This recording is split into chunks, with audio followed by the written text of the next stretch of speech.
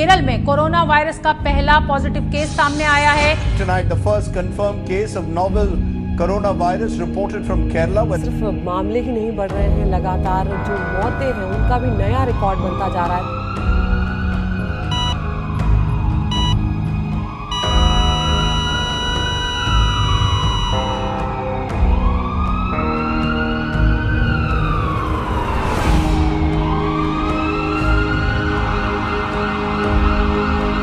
आज रात 12 बजे से घरों से बाहर निकलने पर पूरी तरह पाबंदी लगाई जा रही है।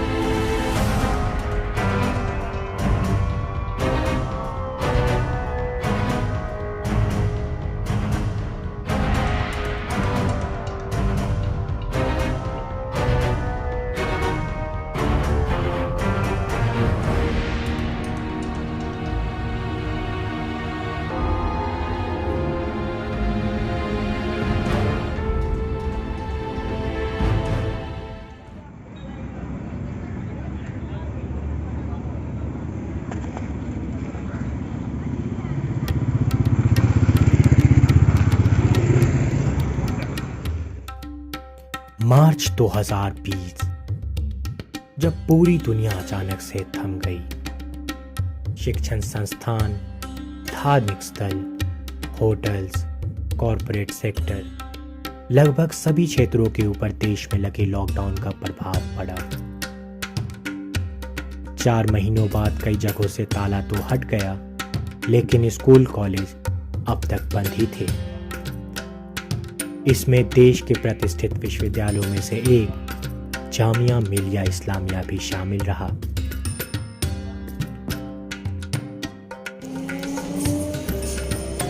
अगला स्टेशन जामिया मिलिया इस्लामिया है।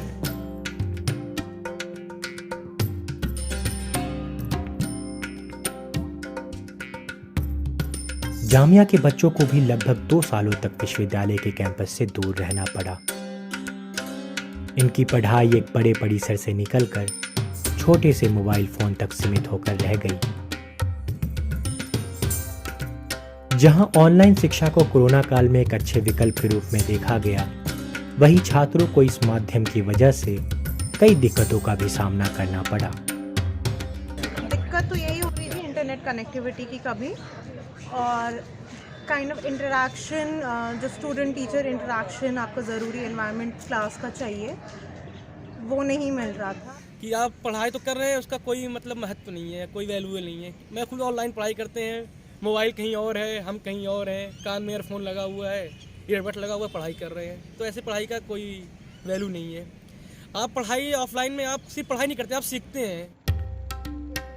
कोरोना के घटते मामलों के मद्देनजर सरकार और यूजीसी की गाइडलाइंस सामने आई, जिसमें देश भर के शिक्षण संस्थानों को ऑफलाइन क्लासेस की अनुमति दे दी गई। जिसके बाद जामिया ने भी सिलसिलेवार तरीके से विश्वविद्यालय को खोलने का फैसला लिया।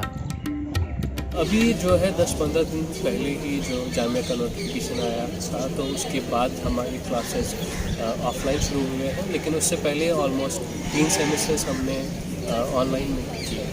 पूरे तरीके से बंद करके रखे थे hostels, reading rooms, library, classes वगैरह। उनका फिजिकल क्लासेस को शुरू करना भी बहुत ही लो लेवल पे हो रहा है। बहुत ही एकदम एक कोर्स को बुला रहे, 2 कोर्स को बुला रहे। इसलिए फिजिकल एक्टिविटीज़ अभी भी बाकी यूनिवर्सिटीज़ को कंपेयर करेंगे तो बहुत कम हो रहा है जामे, इसलिए बहुत सारे मुश्किलात हो रहे हैं। अगर हम बात करें ऑनलाइन और ऑफलाइन की, तो मतलब ज़मीन आसमान का डिफरेंस आ जाता है। कोविड के दौरान क्योंकि ऑनलाइन हो गया था क्लासेस, ऑफलाइन के कोई चांस भी नहीं थे। अब ऑफलाइन हुआ है, देखिए सीधा मैं बोलूँगा, लाइक झूठ बोलने की कोई बात नहीं, जितनी मेरी लर्निंग ऑनलाइन में थी और 1 हफ्ता ऑफलाइन क्लास का हुई है, उससे ज़्यादा ही लर्निंग हो गई होगी, क्योंकि एक इंटरेक्शन होता है, कुछ सीखने को मिलता है। ऐसा था कि मतलब कंसंट्रेशन नहीं आता था या फिर पंक्चुअल नहीं हो पाते थे।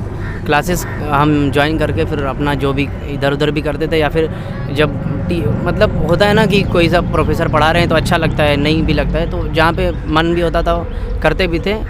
और बाकी एग्ज़ाम्स में होता था कि मतलब पढ़ना नहीं पड़ता था। हम कहीं से भी, जैसे एग्ज़ाम है आज तो हम जो भी कर रहे हैं, फिर एग्ज़ाम के टाइम अपना गूगल से हो गया या फिर फ्रेंड से मांग लिया, ग्रुप पे आ गया मैसेज, तो उसको हम वहाँ से लिख लिया करते थे।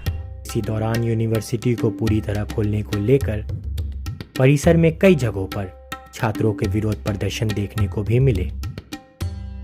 लोग एक प्रोटेस्ट कर रहे हैं, छोटा सा प्रोटेस्ट कर रहे हैं हमारे मांग रखने के लिए और कैंपस खोलने के लिए। लेकिन अभी सबको पता है कि कोरोना के शुरुआत से और उससे पहले CNRC मूवमेंट से ही हमारे पूरे जामिया बंद है और अभी तक जामिया खुलने का मतलब पूरे तरीके से खुलने का अभी लास्ट ईयर्स के लिए खुला है। बैचलर्स लास्ट ईयर्स के लिए 15 तारीख को खुलेंगे, लेकिन हमारे सेंट्रल लाइब्रेरी भी अभी तक खुला नहीं है।